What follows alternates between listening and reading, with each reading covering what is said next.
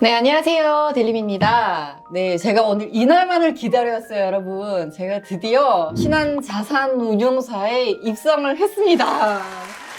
네, 제가 펀드를 은행에 쓸 때 뭐 판매도 많이 해봤었고, 여러분들에게 뭐 펀드 관련된 이야기를 해드리려고 하는데, 저도 좀 궁금한 게 많이 있고, 여러분들에게 좀 자세히 알려드리고 싶은데, 제가 운용사 연락이 언제 오나 기다렸는데, 드디어 신한자산운용과 함께 하게 됐습니다, 여러분. 기뻐해 주세요.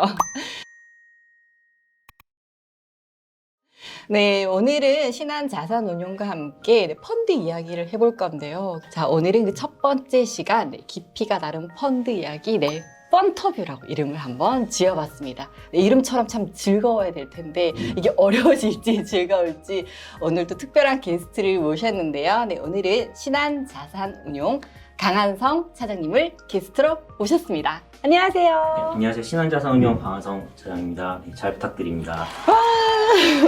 네, 차장님이 좀 카메라 앞이라서 긴장을 하셨는데 좀 제가 또 차장님께 이것저것 여쭤보다 보면 또 긴장이 풀리지 않을까라는 생각이 들어요, 여러분. 굉장히 좀 이렇게 귀염귀염 하시죠? 제가 참 귀염귀염하다 생각했는데 오늘 좀 얘기를 재밌게 한번 해볼까 해요.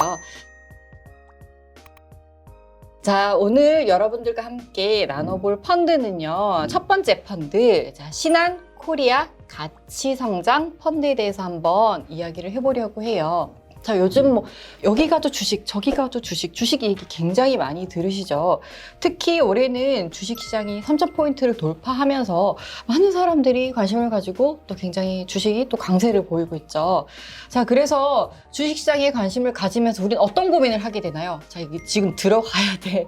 아니면 말아야 돼? 이런 고민을 굉장히 많이 하게 되는데, 그래서 요즘 같은 때 주식을 많이 하시는데 또 왜 펀드를 또 이렇게 추천을 하시는지 저는 그 이유가 좀 궁금해요. 차장님, 주식이 아니라 왜 펀드일까요? 이제 사실 뭐 최근에 보시면은 주식에 대한 개인분들의 그리고 투자자분들의 관심이 상당히 많아진 게 사실인데요.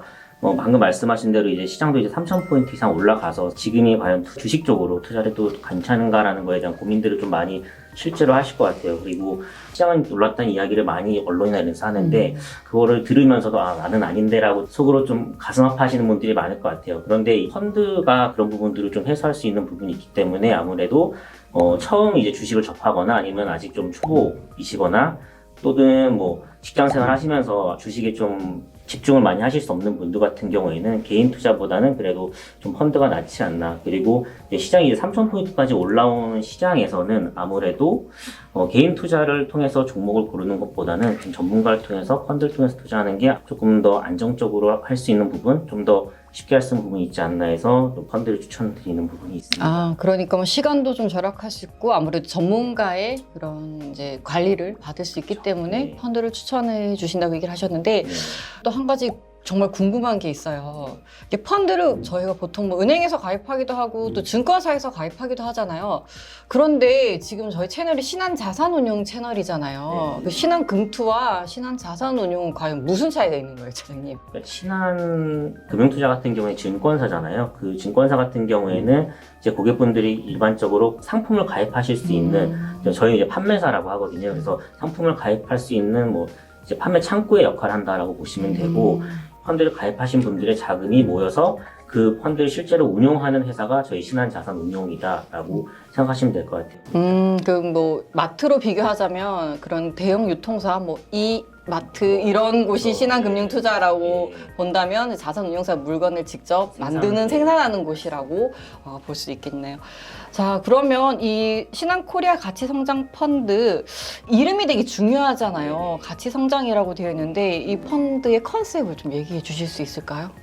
네, 뭐 이 펀드가 신한 코리아 가치 성장 펀드거든요. 그런데 이제 일반적으로 이 투자자들이나 개인들이 생각할 때 뭐 주식 투자라고 하면은 가치 투자라는 것도 많이 이야기를 하시고 또 그리고 성장형 투자라는 것도 많이 이야기를 하세요. 그래서 이 두 개가 이름이 같이 붙어 있네라고 하면 조금 의아해 하실 수도 있는데 뭐 이 이름을 조금 풀어서 설명을 하자면 이 펀드는 가치가 성장하는 그런 주식에 투자하는 펀드다라고 보시면 될 것 같습니다. 그러니까 저희가 일반적으로 이제 생각하는 게 성장주 투자다라고 하면 성장을 되게 세게 하면서 크게 성장하면서 남들은 비싸다라고 생각을 할 수도 있지만 계속 성장하니까 쫓아가야 되나라는 고민을 하게 되는 게 이제 일반적으로 성장주 투자를 이제 그렇게 생각하시는 분들이 많으시고, 가치주 투자라고 하면은 이 주식 너무 싼데? 라고 생각을 해서 뭐 밑에서 안 움직이기 때문에 좀 지루할 수 있는 그런 부분들이 있는 걸 이제 가치 투자라고 해서 많이들 생각하시는데, 기본적으로는 가치를 어느 정도 좀 평가할 수 있는 회사인데 그 회사가 성장하는 그런 회사들을 찾아서 한다.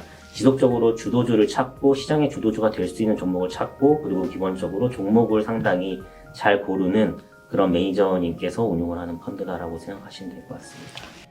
그러면 이제 가치가 있어서 앞으로 이제 성장할 가능성이 높은 그런 이제 종목들을 넣는 펀드라고 하는데, 그러면 저도 생기는 궁금증이, 지금은 현재는 그러면 가치가 아직 평가가 조금 덜 되어 있는 거라고 볼 수가 있는 건가요? 네, 현재 기업 가치가 조금 덜 평가되어 있다라고 단정하기는 너무 다양한 케이스들이 있는 것 같습니다. 실제로 수급적인 이슈나 단기적인 상황으로 저평가 영역에 들어와 있는 기업들이 있을 수도 있고요. 또 현재 가치는 이제 적정하게 평가되어 있는데 향후에 기업 실적 흐름이 좋아져서 기업 가치가 올라가는 기업들이 있을 수도 있어요. 반대로 현재는 좀 비싸 보이는 기업들이 단기간에 기업 실적이 올라오면서 오히려 기업 가치가 뭐 더 저평가되는 구간으로 간다든지 아니면 적정 수준으로 내려가는 그런 기업들도 있을 수 있기 때문에 현재 가치가 뭐 조금 덜 평가되어 있는 기업들에 투자한다라고 단정하기는 조금 어려운 것 같습니다. 우선 설명은 대충은 제가 이해가 되는데 이게 그렇게 들어서는 조금 덜 와닿는 것 같아요. 아니면 분야나 아니면 뭐 특정 종목이 있으면 좋을 것 같은데, 그거는 또 차장님이 얘기해 주시면 또 추천하는 종목인가 막 이렇게 또 사람들이 생각할 수 있어서 좀 분야로 풀어서 얘기를 해주실 수 있을까? 예를 들어서 혹시 특정 업종을 이렇게 말씀드리기가 어려운 게, 이 펀드 같은 경우에는 이제 컨셉 자체가 주도주를 계속적으로 찾아서 투자하는 펀드고, 두 번째로 업종을 비우지 않는 거거든요. 그러니까 이게 업종을 좀 이제 찍어줬으면 좋겠어요 라고 말씀을 하시지만 업종을 비워두고 만약에 이 업종이 좋아 보인다 해서 그 업종을 집중 투자했을 때는 뭐 매니저가 신이 아닌 이상 틀릴 수도 있는 거잖아요. 그리고 다른 쪽이 먼저 움직일 수도 있는 거고, 그렇기 때문에 최근 몇 년 동안 보면 뭐 조선이 안 좋았다라는 얘기도 많이 하고 있고, 네네. 그리고 뭐 작년 같은 경우에는 이제 뭐 언택트 이런 것들이 엄청 뛰면서 컨택트, 뭐 정유화학 이런 것들은 안 좋았잖아요. 그런데 그 안에서도 계속적으로 돈을 벌고 앞으로 성장할 수 있는 기업들이 있거든요. 그게 무조건 그 업종에서 1등 기업은 아닐 수도 있어요. 비단 1등 기업이 아니더라도 잘 골라서 그런 것들을 잡아서 간다라고 보시면 될 것 같습니다. 안 그래도 제가 이 상품 상품 설명서를 봤는데 다 들어있더라고요.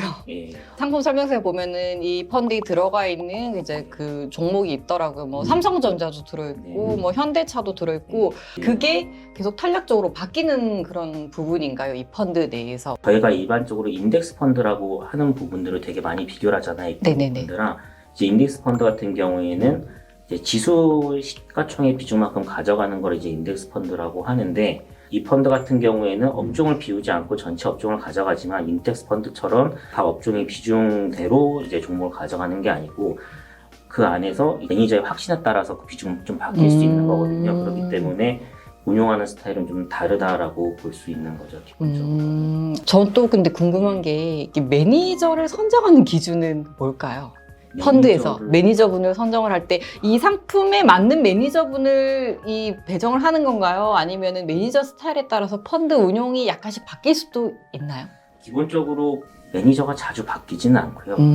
대부분의 경우에는 펀드 상품을 만들 때부터 매니저랑 협의를 해서 상품 컨셉을 가져가고, 그리고 매니저도 그렇게 되면은 본인이 자신 있는 스타일이 있을 거 아니에요. 그럼 그런 쪽으로 본인이 운용을 해보겠다라고 의견을 내고 이렇게 기획이 된다라고 보시면 될 것 같아요.